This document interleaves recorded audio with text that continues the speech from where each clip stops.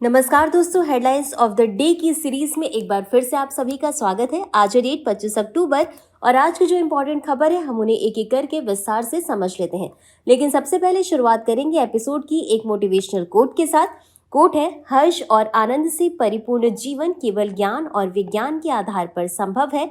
ये कथन है डॉक्टर सर्वपल्ली राधाकृष्णन जी का। इसका मतलब है, अगर आपको जीवन में सच में खुशी और पूरा आनंद चाहिए तो सिर्फ किताबी ज्ञान या विज्ञान की बातें जानना ही काफी नहीं। असली खुशी तभी आती है जब हम अपनी सोच को बड़ा करते हैं, नई बातें सीखते हैं और अपने अनुभव से समझदारी बढ़ाते हैं। यानी ज्ञान से रास्ता मिलता है, विज्ञान से समाधान मिलता है और दोनों मिलकर जीवन को खुशहाल बनाते हैं। इसलिए जितना भी जाने उसे समझें और अपनाएं, तभी जीवन में आप सच्चे आनंद की प्राप्ति कर सकते हैं। अब इसी के साथ हम देख लेते हैं अपने पिछले अभ्यास प्रश्न को। प्रश्न था, 14वीं भारत भूटान सीमा प्रबंधन और सुरक्षा बैठक कहाँ आयोजित हुई थी। आपके ऑप्शंस थे ए थिम्पू, बी पारो, सी वांगडू या डी नई दिल्ली। इस प्रश्न का सही उत्तर है विकल्प ए थिम्पू और आप इसके विश्लेषण को आप हमारे पिछले एपिसोड में जाकर के देख सकते हैं, जहां पर हमने इसे डिटेल में डिस्कस किया था। तो अब आगे बढ़ते हैं और शुरुआत करते हैं हमारे आज के एपिसोड की पहली न्यूज की। न्यूज है, Gyan Bharatam mission to impact with institutes, यानी ज्ञान भारत मिशन चर्चा में है और ये संबंधित है पांडुलिपियों के संरक्षण और उनके डिजिटलीकरण से। आपको बता दें कि ये एक केंद्रीय संस्कृति मंत्रालय की प्रमुख पहल है और इसका उद्देश्य है भारत की पांडुलिपि विरासत की पहचान करना, उसका संरक्षण करना और उसका डिजिटलीकरण करना। अब ये न्यूज में इसलिए है क्योंकि हाल ही में समझौता ज्ञापन पर हस्ताक्षर किया गया और आपको बता दें कि शनिवार को 20 संस्थानों के साथ हस्ताक्षर किए जाएंगे, जिसमें कि जो है एशियाटिक सोसाइटी, कश्मीर विश्वविद्यालय, हिंदी साहित्य सम्मेलन, सरकारी ओरिएंटल पांडुलिपि पुस्तकालय और अन्य शामिल हैं।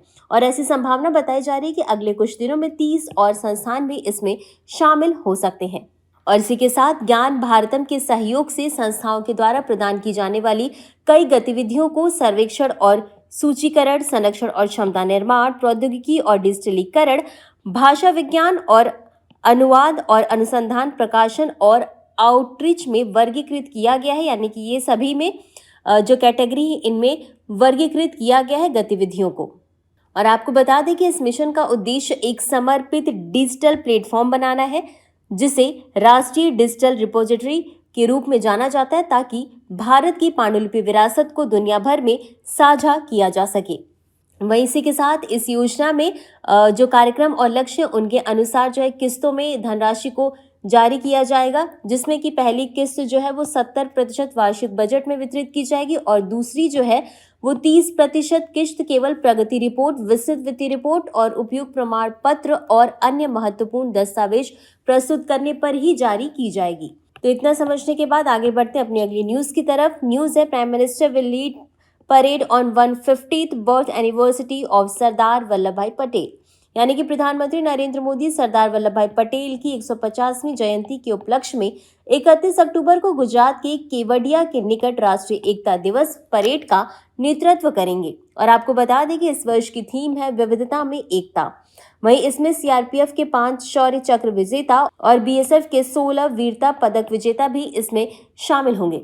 वहीं ये दिन इसलिए भी खास है क्योंकि इस दिन राष्ट्रीय एकता दिवस का वार्षिक समारोह देश को स्वतंत्र भारत के निर्माण और 562 रियासतों को एकजुट करने के लिए इस दिन को याद किया जाता है। और आपको बता दें कि 31 अक्टूबर को हमारे पूर्व प्रधानमंत्री इंदिरा गांधी की पुण्यतिथि भी होती है। अब बढ़ते हैं अपनी अगली न्यूज की तरफ। न्यूज है, आरबीआई में लिमिट बैंक्स मार्केट एक्सपोजर। यानी कि आरबीआई का बैंकों की पूंजी बाजार और अधिकरण वित्त पर नया मसौदा प्रस्ताव आया है और प्रस्ताव में क्या क्या बातें कही गई हैं, एक बार हम उन्हें विस्तार से समझ लेते हैं। तो आरबीआई ने जो मसौदा परिपत्र जारी किया है उसमें ये प्रस्ताव दिया है कि जो भी पूंजी बाजार है और अधिग्रहण वित्त पोषण में बैंकों का जो कुल प्रत्यक्ष निवेश है उनको टीयर 1 पूंजी के 20% तक सीमित किया जाएगा। और इसी के साथ ये जो प्रस्ताव है इसका उद्देश्य है कि बैंक ऋणदाता नियंत्रण सुनिश्चित किया जा सके। और लागू क्षेत्र की बात करें तो ये शेयर, बॉन्ड और कॉर्पोरेट ग्रहण में इन मसौदे को लागू किया जाएगा। अब टीयर 1 पूंजी पर निवेश सीमा को देख लेते हैं, तो इसमें कुल पूंजी बाजार निवेश जो है वो वन पूंजी का 40% तक ही होना चाहिए और अधिग्रहण वित्त जो है वो टीयर 1 पूंजी का 10% होना चाहिए। और इसी के साथ टीयर 1 पूंजी में शामिल है इक्विटी, प्रतिधारित आय, घाटा सहन करने वाले उपकरण। हालांकि इसमें अधिग्रहण वित्त पोषण के लिए भी कुछ नियम है, उनको भी हम समझ लेते हैं कि क्या है। तो आरबीआई ने कहा कि बैंक सौदे के मूल्य का अधिकतम 70% जो है वो वित्त पोषित कर सकते हैं, जिसमें कि कम से कम 30% अधिग्रहण करने वाली कंपनी द्वारा वित्त पोषित किया जाएगा। और इसमें यह भी कहा गया है कि वाणिज्यिक बैंक केवल उन सूचीबद्ध संस्थाओं को अधिग्रहण वित्त प्रदान कर सकते हैं जिनकी निवल संपत्ति जो है वो संतोषजनक हो या जो पिछले 3 वर्षों से लाभ कमा रही हो। और इसमें यह भी कहा गया है कि ऋण लक्ष्य कंपनी के शेयरों द्वारा पूरी तरह सुरक्षित होना चाहिए। वहीं इसी के साथ साथ गैर बैंकिंग वित्तीय कंपनियों के बुनियादी ढांचे के ऋणों को भी के लिए भी संशोधित जोखिम भार दिशा निर्देश का प्रस्ताव रखा गया, जिसका उद्देश्य है पूंजी आवश्यकताओं को कम करना और परियोजनाओं को वित्त पोषित करना। अब बढ़ते हैं अपनी अगली न्यूज की तरफ, जो कि पीआईबी की है। और ये न्यूज क्या है? भारतीय तटरक्षक बल ने 2 तीव्र गति के गश्ती पोतों ICGS अजीत और ICGS अपराजित का जलावतरण किया। तो इसे गोवा शिपयार्ड लिमिटेड में 24 अक्टूबर 2025 को इसका जलावतरण किया गया और इसका उद्देश्य है देश की समुद्री सुरक्षा और तटीय निगरानी को सुदृढ़ करना। वहीं इसकी जो गश्ती नौका है उसके विवरण की बात करें तो इसकी लंबाई जो है वो 52 मीटर है और इसका विस्थापन जो है वो 320 टन है और इसमें उन्नत नियंत्रणीय पिच प्रोपेलर है और इसके साथ ये उच्च गतिशीलता और बेहतर प्रणोदन दक्षता से लैस है। इसके साथ ही इसमें यह भी कहा गया है कि इस तरह की पहल जो है वो समुद्री क्षमता में राष्ट्रीय स्वनिर्भरता को मजबूती प्रदान कर रही है और 2 गश्ती नौकाएं शामिल करके भारतीय तटरक्षक बल ने अपने आधुनिक तेज गति के बेड़े में विस्तार जारी रखा है, जिससे भारत के विशाल समुद्री तट पर बेहतर परिचालन, तत्परता और समुद्री सुरक्षा सुनिश्चित हो सके। तो अब आगे बढ़ते और देख लेते हैं अपनी अगली और अंतिम न्यूज को।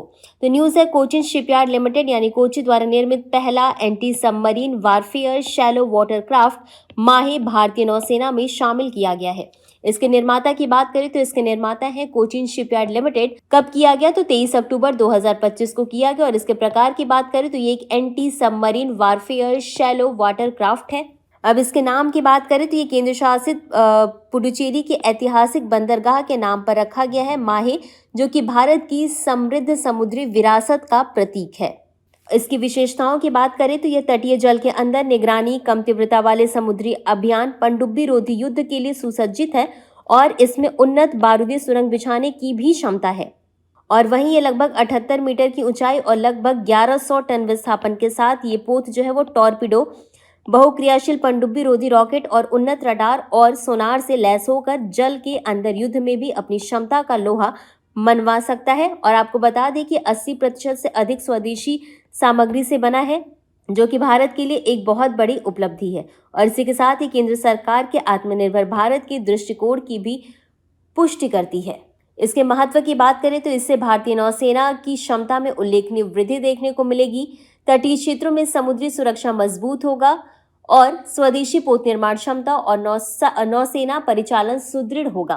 तो ये थी हमारी आज की सभी इंपॉर्टेंट खबर। अब बारी है हमारे आज के अभ्यास प्रश्न की। तो प्रश्न है, माहे पोत भारतीय नौसेना में कब शामिल हुआ? आपके ऑप्शन है ए 21 अक्टूबर 2025, बी 23 अक्टूबर 2025, सी 25 अक्टूबर 2025 या डी 20 अक्टूबर 2025। इस प्रश्न का उत्तर आपको हमेशा की तरह कमेंट बॉक्स में देना है। आज के लिए बस इतना ही। मिलते हैं अगले एपिसोड में इसी तरह कुछ अहम और जरूरी खबरों के साथ। तब तक के लिए धन्यवाद।